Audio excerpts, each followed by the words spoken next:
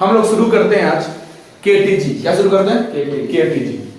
KTG क्या होता है सुन लो, सबसे इंपॉर्टेंट टॉपिक है और नीट में इसे क्वेश्चन पूछा जाता है। तो हम केटीजी पढ़ चुके हैं, आधा से ज्यादा केटीजी पढ़ चुके हैं। तो आज हम लोग केटीजी पढ़ने वाले स्पीड के बारे में। जैसे कि हम बोले थे, यहाँ पे देखना सब में, हम बोले थे एक कंटेनर है और इस कंटेनर के अंदर वाटर मॉलिक्यूल्स या कोई भी मॉलिक्यूल्स है, बोले थे ना। तो इस मॉलिक्यूल्स को हम जब हीट दिए थे तो डिफरेंट वेलोसिटी मॉलिक्यूल्स का पता चला था ना। एक स्पीड पता चला था, मोस्ट प्रोबेबल स्पीड। केटीजी का क्लास किए थे तुम लोग ना। एक स्पीड किए थे मोस्ट प्रोबेबल स्पीड, एक स्पीड का नाम था आरएमएस स्पीड, एक का नाम था स्पीड ऑफ एवरेज, या फिर एक स्पीड का नाम था एवरेज वेलोसिटी। तो चार तरह का हम लोग स्पीड वेलोसिटी के बारे में बात करेंगे। तो सबसे पहले हम लोग बात कर रहे हैं different speed of gas molecules. हम लोग पहला टॉपिक पढ़ने जा रहे हैं एवरेज वेलोसिटी। यहां से नीट का क्वेश्चन बनेगा। इसके बाद हम एक और फॉर्मूला लिखाएंगे, उसका कम से कम 5 से 7 क्वेश्चन करेंगे, उसी से क्वेश्चन तुम्हारा आएगा। तो रेडी है सब आदमी? रेडी? तो चलो, तो देखो यहाँ पे हम लोग बात करते हैं एवरेज वेलोसिटी को किससे दिखाते हैं? v से। ये क्या होता है? एवरेज वेलोसिटी को v से दिखाते हैं। तो एवरेज वेलोसिटी होता क्या है? तो इसको ऐसे डिनोट करते हैं, v की तरफ चारों तरफ ऐसे से लगा दो और उसके ऊपर वेक्टर फॉर्म लिख देते हैं। चलें? तो देखिए बोला बिकॉज एवरेज वेलोसिटी क्यों होता है? Because molecules are in random motion. इसके अंदर जो मॉलिक्यूल्स है वो हीट करने पर क्या होने लगा? रैंडम मोशन होने लगा। तो random motion of all possible direction, हो सकता है हर डायरेक्शन में जाए और जितना भी पॉसिबल डायरेक्शन है उस डायरेक्शन में जा सकता है। तो बोला with all possible velocity, her direction में हर अपना अपना वेलोसिटी होगा उसका। तो बोला मान लीजिए ये कंटेनर है और हम मान लेते हैं इधर जाने वाला v1, इधर जाने वाला v2, इधर जाने वाला v3, इधर जाने वाला v4 हर डायरेक्शन में है। तो हम क्या करते हैं ना, एवरेज वेलोसिटी निकालते हैं। तो एवरेज वेलोसिटी कैसे निकालते हैं? तो average velocity of gas molecule. तो एवरेज वेलोसिटी का फार्मूला है जितना स्पीड तुमको नजर आए v1 plus v2 plus v3 plus v4 plus v5 plus vn तक डिवाइडेड बाय n। जैसे मान लो ये कंटेनर में, अभी हम मान लेते हैं कि ये कंटेनर के अंदर एक मॉलिक्यूल्स इधर है, एक मॉलिक्यूल्स इधर है, एक मॉलिक्यूल्स इधर है। तो v1 v2 v3 मान ले। तो कितना मॉलिक्यूल्स है? 3 मॉलिक्यूल्स है। तो 3 मॉलिक्यूल्स है तो एवरेज वेलोसिटी लिखेंगे 0 इक्वल टू 0 होता है, सम ऑफ ऑल इक्वल टू 0 होता है। तो लिखेंगे v1 plus v2 plus v3 bye n मतलब 3। कितना मॉलिक्यूल्स था? 3। n मतलब नंबर ऑफ मॉलिक्यूल्स, याद रहेगा। तो 3 मॉलिक्यूल्स का सम करके 3 से डिवाइड कर दोगी और एवरेज वेलोसिटी हमेशा क्या होता है इसकी? 0 होता है। तो 0 के इक्वल कर दोगी, जो निकालना है वहां से निकल सकता है, ऐसा होता है। आगे चलते हैं। एवरेज वेलोसिटी खत्म हो गया, कोई काम का नहीं है, बस इतना याद रखना है कि sum of all velocity divided by जितना मॉलिक्यूल्स है number of molecules equal to 0 होता है। बस हो गया। आगे आ जाओ, ये इंपॉर्टेंट चीज है भाई, इससे क्वेश्चन तुम्हारा बनेगा नीट में। तो रेडी हो जाते हैं हम लोग पढ़ने के लिए। एक स्पीड का नाम है जिसका नाम है एवरेज स्पीड। क्या नाम है? Average speed. इसी स्पीड का दूसरा नाम है मीन स्पीड ऑफ मॉलिक्यूल्स। दूसरा नाम क्या है? Mean speed of molecules. Average speed बोलो या फिर मीन स्पीड बोलो, बात इज द सेम। तो बोलता है क्या, ये ना एवरेज स्पीड को किसने दिया? तो एक चाचा थे हमारे जिसका नाम था मैक्सवेल। क्या नाम था? मैक्सवेल। ये मैक्सवेल डिस्ट्रीब्यूशन लॉ अभी हम जस्ट तुमको तीसरा चौथा स्पीड पढ़ाने के बाद पढ़ा देंगे। तो मैक्सवेल डिस्ट्रीब्यूशन लॉ क्या बोलता है कि देखिए मैक्सवेल वेलोसिटी डिस्ट्रीब्यूशन लॉ हम पढ़ने वाले हैं, कुछ देर में बता देंगे, बट अभी इतना याद रखो। ये बोलते हैं क्या कि ऐसे वेलोसिटी को हम स्पीड ऑफ मीन को ऐसे दिखाते हैं या फिर एवरेज स्पीड को हम लोग ऐसे दिखाते हैं, ठीक है ना। ये दोनों हम लोग ऐसे दिखाते हैं, या फिर नहीं बोलना तो तुम सीधा बोल दो v मीन। समझ में आ गया? तो v मीन का फार्मूला होता है v मीन इक्वल 0 नहीं होता, याद रखोगे। v एवरेज वेलोसिटी 0 होता था equal v speed of average speed 0 नहीं होगा और मीन स्पीड 0 नहीं होगा। एवरेज स्पीड बोलो या मीन स्पीड बोलो, बात बराबर है। तो हम लोग क्या करते हैं, एवरेज स्पीड को इक्वल कर देते हैं किसके? v मीन के, और वही सब कुछ कराते हैं। बट यहाँ मैग्नीट्यूड लेते हैं, वेलोसिटी का क्या लेते हैं? मैग्नीट्यूड। स्पीड का क्या लेते हैं? मैग्नीट्यूड। मैग्नीट्यूड समझती हो? दोनों तरफ मॉड लगा के मैग्नीट्यूड का फार्मूला होता है। जैसे मान लो v1 का मैग्नीट्यूड निकालना है तो मैग्नीट्यूड का फार्मूला होता है रूट अंडर स्क्वायर मैग्नीट्यूड का स्क्वायर। समझ में आ रहा है ना? इसको हम लोग ऐसे मैग्नीट्यूड निकालते हैं। तो नहीं आता मैग्नीट्यूड निकालने तो हम सिखा देंगे, बट अभी तुमको नहीं सीखना पड़ेगा, तुमको पहले से सीखना था इसको। तो देखो एवरेज मीन का फार्मूला क्या है, या फिर एवरेज स्पीड या मीन स्पीड का फार्मूला क्या है? सब स्पीड का मैग्नीट्यूड का सम कर दो और divided by number of molecules कर दो। तो इसका यूज हम लोग नहीं करते हैं। क्यों नहीं यूज करते हैं? क्योंकि हम लोग यूज करके एक फार्मूला लाते हैं जिसका नाम है स्पीड मीन या एवरेज स्पीड। क्या बोलोगी? स्पीड मीन या मीन स्पीड या फिर एवरेज स्पीड, दोनों बात सेम है। इसका फार्मूला होता है रूट अंडर, ये पेटेंट है, ये सब कैसा है मैं सिखा रहा हूं, रूट अंडर 8p बट्टा पाई रो, 8p बट्टा पाई रो। ये 8 पाई कांस्टेंट है, ये p प्रेशर है, ये रो मतलब डेंसिटी है। आप सुनो काम का चीज, हम यहाँ पे थोड़ा सा स्पेस लेते हैं खाली तुम लोग को समझाने के लिए, समझने का कोशिश करना, बहुत मजा आने वाला है। ठीक है, चले क्या? तो देखिए यहाँ पे स्पेस मैं ले लिया तुम लोग को समझाने के लिए काम का चीज। चले? अरे बोलो ना, है ना? चलो तो देखो कहां थे लोग। मान लो ये कंटेनर है, ये क्या है? कंटेनर है। अब इस कंटेनर के अंदर प्रेशर है, कुछ मॉलिक्यूल्स, उसका प्रेशर भी होगा और रॉ भी होगा। रॉ मतलब डेंसिटी। तो अभी हम क्या कर रहे हैं ना, v मीन का मेन फार्मूला होता है रूट अंडर 8p बट्टा पाई रो। ठीक है, अब इससे देखो मॉडिफिकेशन कैसे कैसे होगा। p मतलब प्रेशर और रॉ मतलब डेंसिटी। अब देखो ये P मतलब प्रेशर है, रॉ मतलब डेंसिटी है। तो प्रेशर हम लोग फार्मूला पढ़े हैं PV इक्वल टू nRT। हाँ ना, हम लोग आइडियल गैस इक्वेशन में फार्मूला पढ़े हैं PV इक्वल टू nRT। तो हमको बताओगे कि हम एक और चीज किए थे, PV इक्वल टू n की जगह लिखे थे गिवन मास बट्टा मॉलिक्यूलर मास। बोलो ना, गिवन मास बट्टा, सुनो ना वीडियो बनना को क्या हो जाते हैं, अब कंसीडर करोगे बटा मॉलिक्यूलर मास RRT। ठीक है, ये स्मॉल m मतलब गिवन मास और कैपिटल M मतलब मॉलिक्यूलर मास। ठीक है, स्मॉल m मतलब गिवन मास और कैपिटल M मतलब मॉलिक्यूलर मास। फिर से ठीक हो गया, चलिए जरा। तो बोल रहा PV इक्वल टू nRT। तो हम यहाँ पे लिख दिए स्मॉल m बट्टा कैपिटल M। तो ये कैपिटल M को उधर ले जाते, V को इधर ले जाते, तो बन जाएगा PMM इक्वल टू m बट्टा VRT। है ना, मास बट्टा वेलोसिटी को हम लोग क्या बोलते हैं? डेंसिटी। मास बट्टा वेलोसिटी को बोलते हैं डेंसिटी। तो हम लिख सकते हैं PMM equal to rho RT। अरे बोलो ना, डेंसिटी को किससे दिखाते हैं? rho से दिखाते हैं। किससे दिखाते हैं? rho से दिखाते हैं। तो देखो तो क्या हम P इधर ही रखते हैं, rho को इधर लिया है, क्या rho हट जाएगा से? अरे बोलो ना, क्या m को उधर ले जाए तो mm हो जाएगा। अरे बोलिए ना, है ना। तो Pm बाई रो के जगह हम RT बट्टा mm भी लिख सकते हैं। तो हम 8p बाई पाई रो को ये 8 बट्टा पाई वैसे ही लिखते हैं, और p बट्टा रो के जगह हम RT बट्टा mm नहीं लिख सकते हैं। ये R मतलब गैस कांस्टेंट, ये T मतलब टेम्परेचर, ये mm मतलब मॉलिक्यूलर मास। समझ में आ गया? ये फार्मूला कब यूज करोगे? जब तुमको बोलेगा मॉलिक्यूल्स हमको बताइए एक मॉलिक्यूल्स का एवरेज मीन या फिर एवरेज स्पीड, तो तुम बोलोगी 8RT बट्टा पाई mm। ठीक है, अगर तुमको बोलेगा एक मोल का हमको बताइए, क्या एक मोल का हमको मीन स्पीड बताइए या एवरेज स्पीड बताइए, तो तुम बोलोगे रूट अंडर KT बट्टा पाई m। ये तुम बोलोगे सर ये KT बट्टा पाई m क्या हुआ? K मतलब बोल्ट्जमान कांस्टेंट, T मतलब टेम्परेचर और m मतलब मास, गिवन मास। समझ में आ गया? तो तुम बोलोगे सर ये क्या क्या पढ़ा रहे हैं आप लोग रटा हुआ। अरे भैया ये तुमको रटना ही पड़ेगा, कोई प्रूफ तुमको नीट में पूछे नहीं जा रहा है। ओके, तो तुमको हम जैसे बता रहे चुपचाप ऐसे याद रखो। तो अभी हम लोग एक फार्मूला सीखे एवरेज स्पीड का या फिर स्पीड मीन स्पीड का। तो मीन स्पीड का फार्मूला होता है, मेरे साथ बोल बताओ, रूट अंडर 8p बट्टा पाई रो। p बट्टा p मतलब प्रेशर और रो मतलब डेंसिटी। तो p बाय रो के जगह हम लोग लिख सकते हैं ना RT बट्टा mm।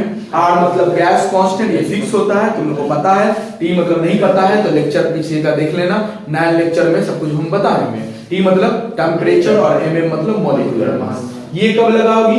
ये मॉलिक्यूल्स के लिए, ये मोल के लिए। अब देखो, अब हम ना इसको ऐसे लिख सकते हैं क्या, रूट अंडर 8 बट्टा pi into root under KT बट्टा m। अरे बोलो ना, एकदम लिख सकते हैं। तो जब रूट अंडर 8 बट्टा पाई को सॉल्व किया गया है तो वैल्यू आया 1.59 और रूट अंडर KT बट्टा m वैसा ही लिख दिए। इसको सॉल्व करने के बाद ये आया है, ये हो गया। तुमको ये पूरा याद करना है, ये पूरा बॉक्स याद करना है कहां से कहां तक। ठीक है, सब कुछ भी पूछ सकता है तुमसे। समझ में आ गया? तो चलिए एक चीज हम लोग सीख लिए, एवरेज स्पीड बोले या फिर मीन स्पीड बोले, रूट अंडर 8p बट्टा पाई रॉ, बस इतना याद रखना, वहां तो सबके लिए कॉमन होगा, इतना ही इंपॉर्टेंट है, बाकी सब कॉमन होता है। चलो आगे चलते हैं हम लोग दूसरे स्पीड पर, जिस स्पीड का नाम है most probable speed of molecules. क्या नाम है? Most probable speed of molecules. हम नहीं बोले थे कंटेनर था, उस कंटेनर में 4 तरह का वेलोसिटी था, एक आरएमएस, एक मोस्ट प्रोबेबल, एक एवरेज वेलोसिटी, एक एवरेज स्पीड। एवरेज स्पीड का दूसरा नाम बोलिए ना, एवरेज स्पीड का दूसरा नाम था मीन स्पीड। समझ में आ गया? खत्म। तो आगे चलते हैं हम लोग most probable speed of molecules के बारे में। ये मोस्ट प्रोबेबल स्पीड होता क्या है? तो at given temperature the speed to reach maximum, given temperature पे स्पीड कितना हो गया? मैक्सिमम, मतलब उस स्पीड से ज्यादा आपको स्पीड नहीं हो पाएगा। तो मॉलिक्यूल्स का, ऐसे मॉलिक्यूल्स को हम लोग क्या बोलते हैं? ऐसे मॉलिक्यूल्स के स्पीड को हम लोग बोलते हैं मोस्ट प्रोबेबल स्पीड, और इसको हम लोग दिखाते हैं VMP से। ठीक है, अब तुम लोग सर ये मोस्ट प्रोबेबल स्पीड का फार्मूला क्या होगा? तो मोस्ट प्रोबेबल स्पीड का फार्मूला होता है रूट अंडर 2p बट्टा रॉ। ये रूट 2 जो है ये कांस्टेंट टर्म है, इसी के लिए आता है। मोस्ट प्रोबेबल के लिए रूट 2 आता है, एवरेज मीन के लिए आता है 8 बट्टा पाई, और हम एक और बताएंगे आरएमएस के लिए आता है रूट 3। क्या आता है? रूट 3। तो अभी रूट 2 किसके लिए आया? मोस्ट प्रोबेबल है, तो बोलोगे most probable speed equal to root under 2p बट्टा रॉ। p मतलब प्रेशर और रॉ मतलब डेंसिटी, याद रहेगा। तो हम बोले most probable speed equal root under 2p बट्टा रॉ इक्वल टू, अब हम फिर नहीं बोले थे p बट्टा रॉ के जगह rt बट्टा m लिख सकते हैं? क्या हम rt बट्टा m की जगह kt बट्टा m नहीं लिख सकते हैं? हाँ लिख सकते हैं। ये कब यूज करेंगे? मॉलिक्यूल्स के लिए। ये कब यूज करेंगे? मोल के लिए, याद रहेगा। ये मोस्ट प्रोबेबल स्पीड जो है equal to root under 2p बट्टा रॉ। p मतलब प्रेशर, रॉ मतलब डेंसिटी, ये r मतलब गैस कांस्टेंट, t मतलब टेम्परेचर, ये मॉलिक्यूलर मास, ये kT बट्टा m। तो तुमको ऐसे याद रखना है। इसमें मोस्ट एवरेज स्पीड में कितना का डिफरेंस था? रूट अंडर 8 बट्टा पाई। इसमें कितना का डिफरेंस है? सिर्फ रूट अंडर 2, क्योंकि बाकी तो पोर्शन सब कुछ सेम होता है, नहीं होता सेम। यहाँ ये लगेगा, यहाँ रूट के अंदर यहाँ भी p बट्टा रॉ लगेगा, p बाय रॉ की जगह तो हम बताए ही है rt बट्टा mm होता है। क्या समझ में आ गया? पक्का? तो यहाँ पे हम लोग ये पढ़ लिया। नया स्पीड पढ़ने जा रहे हैं d को हम बोलेंगे RMS स्पीड। क्या बोलेंगे? RMS speed. तुम लोग सर ये क्या हो रहा है, हमको कुछ समझ नहीं आ रहा। देखो बाबू, KTG हम लोग पढ़ रहे हैं। KTG का फुल फॉर्म है काइनेटिक थ्योरी ऑफ गैस। तो देखो काइनेटिक थ्योरी ऑफ गैस में क्या होता है, तो किसी भी कंटेनर के अंदर कोई भी मॉलिक्यूल्स भरा हो, किसी भी चीज का मॉलिक्यूल्स है, तो उसको हीट करने पर उसके अंदर स्पीड जनरेट होता है, बहुत सारे स्पीड जनरेट होता है। उस स्पीड का नाम सब है। पहले स्पीड का नाम था एवरेज, दूसरे स्पीड का नाम था एवरेज स्पीड, तीसरे स्पीड का नाम मोस्ट प्रोबेबल स्पीड, या फिर नहीं एवरेज स्पीड का नाम था मीन, और इसका तो जो है नाम वही रहेगा। और चौथे स्पीड का हम लोग नाम पढ़ने जा रहे हैं आरएमएस स्पीड। आरएमएस का full form root mean square speed. ठीक है, तो उसके बाद जो क्वेश्चन सब है वो भी करवा देंगे। चलो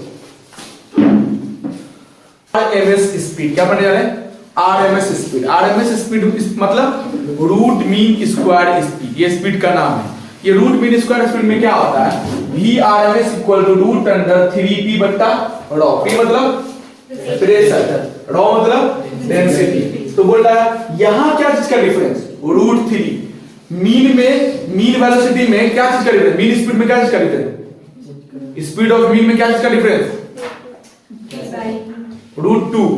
और एवरेज स्पीड में 8/5। गलत बोल रहे हो तुम लोग। ये देखो हम बोले थे, पहले बताए थे एवरेज स्पीड, एवरेज स्पीड को ही तो बोले थे मीन स्पीड। तो ये कितना था? रूट अंडर 8 बट्टा पाई p बट्टा रॉ, यही था ना। उसके बाद हम लोग पढ़े क्या? Most probable root under 2 rt बट्टा, या फिर रूट अंडर 2 p बट्टा रॉ, यही ना पढ़े थे। और दूसरा स्पीड हम लोग पढ़ने जा रहे हैं आरएमएस। यहाँ क्या चीज होता है? रूट 3p बट्टा रॉ। सही है। तो बोल रहा है क्या? p के जगह p बट्टा रॉ के जगह rt बट्टा m लिख सकते हैं। p बट्टा रॉ के जगह rt बट्टा m लिख सकते हैं। mm मतलब मॉलिक्यूलर मास, और इसके जगह पे ये लिख सकते हैं। ठीक है, तो ये कब यूज करते हैं? मॉलिक्यूल्स निकालते समय, और ये कब यूज करते हैं? मोल निकालते समय। याद रहेगा। चलो तो इसको हम लिख दिए। आगे चलते हैं। तुम लोग को हम एक चीज दिखाना चाह रहे, देखना PV इक्वल टू nRT, इसको बोलते हैं आइडियल गैस इक्वेशन। पता नहीं हम कितना बार प्रूफ किए इसको। तो PV इक्वल टू nRT हम आइडियल गैस इक्वेशन बोलते हैं इसको। P मतलब प्रेशर, V मतलब वॉल्यूम, N मतलब नंबर ऑफ मोल या म्यू से भी दिखाते हैं, R मतलब गैस कांस्टेंट, T मतलब टेम्परेचर। तो बोल रहा है क्या, हम नंबर ऑफ मोल को दो फार्मूला लेते हैं, नंबर ऑफ मोल का दो फार्मूला, नंबर ऑफ मोल का दो फार्मूला, गिवन मास बट्टा मॉलिक्यूलर मास या फिर नंबर ऑफ मॉलिक्यूल्स बट्टा एवोगाड्रो नंबर। क्या होता है, नंबर ऑफ मॉलिक्यूल्स बट्टा एवोगाड्रो नंबर। तो हम इसके जगह पे ये लिख सकते हैं या इसके जगह पे ये लिख सकते हैं, RT RT लिख दिए, सही है। अरे बोलिए ना, जब इसको हम सॉल्व करें तो हम इसको सॉल्व करने के बाद ये कैपिटल M को उधर भेज दिए, वेलोसिटी को इधर भेज दिए, तो बच गया Pmm equal to m/v। v मतलब वेलोसिटी, तो वेलोसिटी नहीं वॉल्यूम, तो मास बट्टा वॉल्यूम को हम लोग क्या बोलते हैं, डेंसिटी। याद रहेगा, ये v मतलब वॉल्यूम है भाई, कौन बोल रहा है वेलोसिटी। इधर आ जाओ, तो यहां से पता चला Pmm equal to rho RT, इसको भी बोलते हैं आइडियल गैस इक्वेशन। तो यहां से हम लोग प्रूफ करते हैं, तो P बट्टा रो RT बट्टा mm के इक्वल होता है और ये KT बट्टा m के इक्वल होता है। ये KT बट्टा m कैसे हुआ हम बता देंगे बाद में, पहले बता चुके हैं इसलिए छोड़ दो। mm मतलब मॉलिक्यूलर मास, स्मॉल m मतलब मास या गिवन मास, R मतलब यूनिवर्सल गैस कांस्टेंट, इसका वैल्यू जूल में ये होता है, कैलोरी में ये होता है। डायमेंशन फार्मूला फॉर R मतलब यूनिवर्सल गैस कांस्टेंट का ये होता है, P मतलब प्रेशर, डेंसिटी मतलब मास बट्टा वॉल्यूम। इतना बात समझ में आ गया।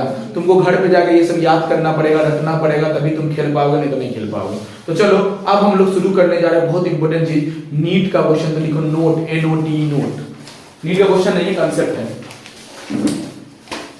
हम लोग पढ़ने जा रहे हैं velocity of sound gas medium में। कहां, गैस मीडियम में। तो सुनो, वेलोसिटी हम साउंड, इसके बाद तुम लोग बोलोगे तो हम लोग वेव मोशन पढ़ा देंगे, साउंड पढ़ा देंगे। वेव मोशन से 2 क्वेश्चन आता है और SHM से 1 क्वेश्चन आता है, तो 3 क्वेश्चन के लायक हम लोग तुमको बना देंगे। अभी हम जो थर्मोडायनेमिक्स पढ़ रहे हैं, इस थर्मोडायनेमिक्स से 3 से 4 क्वेश्चन आएगा, खत्म होने वाला, आज खत्म होगा, 4 क्वेश्चन तुम्हारा, ठीक है। वो कैलोरीमेट्री से क्वेश्चन नहीं आता, हम लोग नहीं पढ़ेंगे, ठीक है।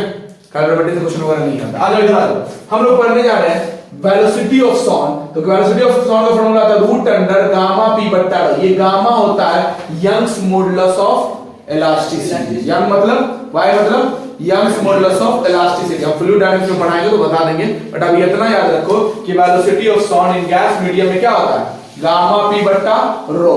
गामा मतलब यंग्स मॉडुलस ऑफ इलास्टिसिटी, ये फिक्स होता है, p मतलब प्रेशर और रो मतलब डेंसिटी। अब इसके जगह हम RT बट्टा m भी लिख सकते हैं, हम इसके जगह KT बट्टा m भी लिख सकते हैं, बट गामा गामा गामा रहेगा। ये वेलोसिटी ऑफ साउंड था, खत्म। अब सुनो, ये रट लेना, एट एनी टेम्परेचर, कोई भी टेम्परेचर पर वेलोसिटी ऑफ सबसे ज्यादा कौन होगा, RMS। तो ऐसे याद रखना, राम जी का नाम सुने हो ना, राम जी सबसे आगे, तो R मतलब रूट मीन स्क्वायर, A मतलब एवरेज स्पीड, M मतलब मोस्ट प्रोबेबल स्पीड। याद रहेगा, कंफ्यूजन हो गया। पहले वेलोसिटी ऑफ RMS, उसके बाद मीन, उसके बाद मोस्ट प्रोबेबल, उसके बाद वेलोसिटी ऑफ साउंड। याद रहेगा। अब सुनो, क्वेश्चन ऐसे नहीं पूछेगा, क्वेश्चन पूछेगा आप हमको बताइए वेलोसिटी ऑफ या फिर स्पीड ऑफ RMS का रेशियो, स्पीड ऑफ मीन का रेशियो और स्पीड ऑफ मोस्ट प्रोबेबल का रेशियो। तो इसके जगह पे हम लोग क्या लिख सकते हैं, RMS की जगह क्या लिखे थे, √3 पढ़े थे, इसके जगह पे √8 बट्टा पाई पढ़े थे, इसके जगह पे हम √2 पढ़े थे। अगर ये ऑप्शन में मिल जाए तो सही, अगर ये नहीं मिला तो तुम देखोगे √3 का वैल्यू कितना आता है, जल्दी बताओ। 1.67। तो मैं लिख दे रहा हूं तुमको 1 पॉइंट, बोल दो तो 1.67। चलो देख लेना, इसका वैल्यू डाल देना, इसका वैल्यू तुम लोग लेके आए, कितना वैल्यू था इसका, इसका वैल्यू कितना लेके आए थे हम लोग, 1.59 लेके आते हैं, 1.59। और इसका वैल्यू √3 का वैल्यू देख लो और √2 का वैल्यू देख लो अपना, चले। सुनो ना, हवा में तीर मत बांधो, लिख लेना अपना। तो इसको सॉल्व कर लोगे, √3 का वैल्यू अपना लिख लेना, √2 का वैल्यू लिख लेना, 1.7। ठीक, देख लेना। तो ऐसा क्वेश्चन तुम्हारा पूछा है नीट में, ठीक है। तो यहां से ऐसा क्वेश्चन बनने का प्रोबेबिलिटी है। बोला for a gas at any temperature, any temperature पर अगर रेशियो पूछे तो VRMS बट्टा वेलोसिटी ऑफ साउंड का रेशियो ये होता है, वेलोसिटी ऑफ RMS और वेलोसिटी ऑफ मोस्ट प्रोबेबल का रेशियो ये होता है। तुम लोग सर कैसे आए हम दिखा रहे, देखो VRMS बट्टा वेलोसिटी ऑफ साउंड, तो VRMS का फॉर्मूला क्या था, √3p बट्टा रो, नहीं था जी, और divided by gamma p by rho, यही था ना, यही था ना। तो जब इसको डिवाइड किया गया, सॉल्व किया गया, तो हम रूट पूरा लगा दें और लिख दे 3p बट्टा रो इंटू रो बट्टा गामा p, तो रो गया, pp गया, तो बच गया क्या, 3 बट्टा गामा, तो 3 बट्टा गामा आ गया। इसको वैसे ही सॉल्व कर दिया जाए। उसके बाद ये डिग्री ऑफ फ्रीडम है, तो डिग्री ऑफ फ्रीडम हम लेक्चर पढ़ा दिए, जिसको नहीं समझ में आ रहा लेक्चर नंबर 4 या 3 में होगा डिग्री ऑफ फ्रीडम के बारे में, तो डिग्री ऑफ फ्रीडम देख लेना। हम कार्नोट इंजन पढ़ा दिए क्या, रेफ्रिजरेटर कार्नोट इंजन, उसका वीडियो नहीं बनाए थे क्या, तो उसका वीडियो बना के हम डाल देंगे। तो चलो अभी हम लोग देखते हैं डिग्री ऑफ फ्रीडम। तो मोनो एटॉमिक, डायटॉमिक और पॉली एटॉमिक। तो मोनो एटॉमिक अगर होगा तो कौन कौन एलिमेंट, ये सबको बोलते हैं मोनो एटॉमिक, ये सबको बोलते हैं डायटॉमिक, और ये सबको बोलते हैं पॉली एटॉमिक। तो मोनो एटॉमिक का डिग्री ऑफ फ्रीडम हम सिखा देंगे, डिग्री ऑफ फ्रीडम नहीं समझ में आ रहा है तो 3, 5, 6। उसके बाद इसका गामा का वैल्यू, तो गामा को बोलते हैं रेशियो ऑफ Cp बट्टा Cv। तो इसको नहीं समझ में आ रहा समझ जाओ, ये Cp गामा इक्वल टू, ये मत बोलो कि ये gamma equal to Young's modulus जो था, नहीं, ये गामा अलग है, ये गामा अलग है, ये थर्मोडायनामिक्स का गामा, Cp बट्टा Cv। Cp मतलब molar heat capacity at constant volume pressure, और ये molar heat capacity at constant volume, ठीक है। तो इसके रेशियो को रखना पड़ेगा। मोनोएटॉमिक के लिए 5/3, डायटॉमिक के लिए 7/5, पॉलीएटॉमिक के लिए 4/3। देखो अगर ये तुमको याद नहीं रहेगा तो न्यूमेरिकल नहीं बनेगा थर्मोडायनामिक्स लॉ का, हम बहुत सारा क्वेश्चन करा चुके हैं। तो चलो हम लोग क्वेश्चन बना दे, क्वेश्चन नंबर 1। चलो